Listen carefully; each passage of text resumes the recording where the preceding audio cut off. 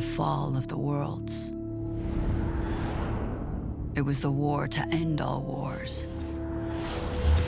There was no one left to fight. No war memorials, no wall with the names of the dead, no statues of heroes. Only empty cities and the ruins of great civilizations on 2 planets. Tumbleweeds, skulls, crows.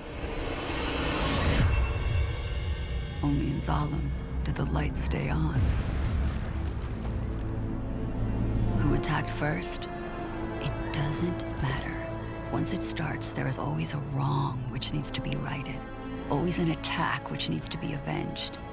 Memory is short, hatred is long, and truth is the first casualty. Humanity's failure is that it started. Our past began as one. Humans looked outward, founding colonies among the stars. Earth and Mars were the interplanetary superpowers. Man was leaping for the stars, driven not by nobility, but greed.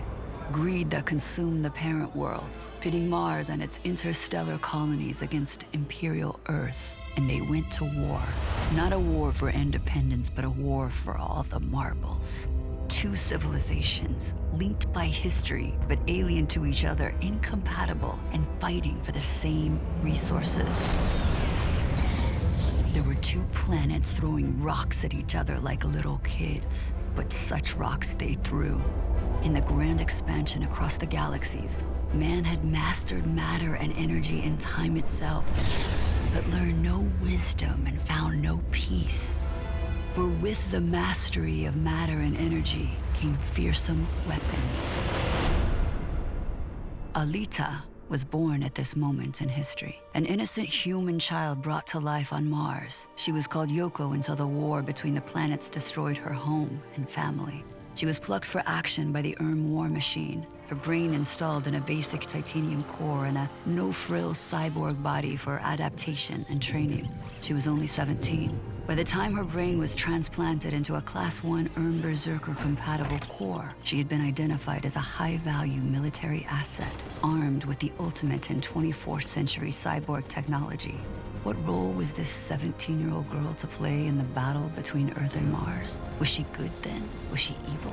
Was she the Erm's instrument of destruction?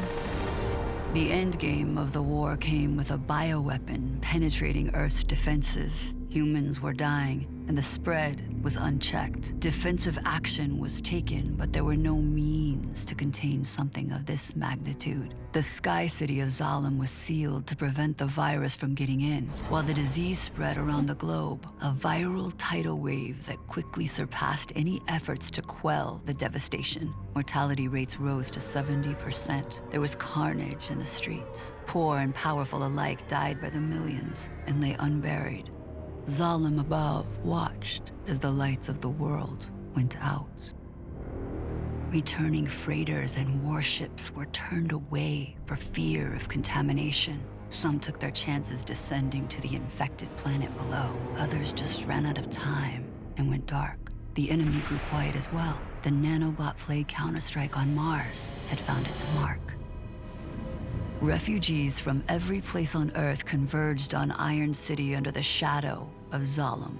Isolated from the plague, the Zalans ruled the world. The surface people grew their food and worked their factories. In return, they gave them power, medicine, technology, and the rule of law. It was a cruel system, but the beacon of Zalem gave hope for the future. The rest of the world was reclaimed by nature.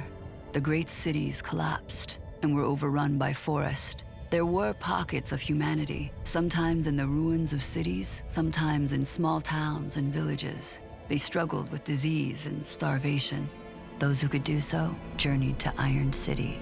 Thus, Zalem has endured for 3 centuries. The world is at peace, a rigidly enforced one. There is no growth and no progress. Though life on the ground is mired in squalor, the Zalans float above, isolated and serene.